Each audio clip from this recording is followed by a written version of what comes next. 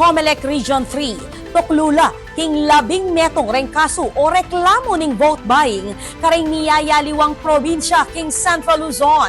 Pakibaluan ning detalye king report ng Aliana Katangal. Tuklula king labing metong ringkaso ning vote buying king Central Luzon. Agpangyan kang Attorney Elmo Duque, Assistant Regional Director ning Commission on Elections o COMELEC Region 3, king genapan a Media Action Center Conference para king National and Local Elections 2025. Agenapan king Campo Olivas, Ciudad San Fernando. We have reported cases of vote buying and we have issued corresponding show cause orders. We have 2 in Aurora, 1 in Bulacan, 6 in Pampanga, 1 in Tarlac, or for a total of 9 cases filed at our office.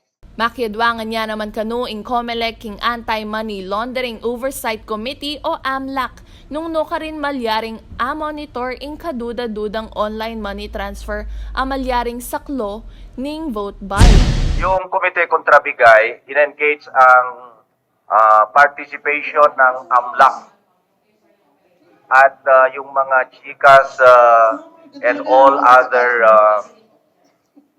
itong mga money institutions dito, the banking institution are involved under what we call the Kontra Bigay Committee. Kasali sila dyan. So they can provide reports to the suspicious transactions by individuals in all the country for this election period. Samantala, agpang kang Attorney Duque, alapang mita lang kaso ning vote selling king lalawigan. Ako po, Aliana Katangal, para king News Force, Pampanga. Balitang tutu, King Balen, Susuyo.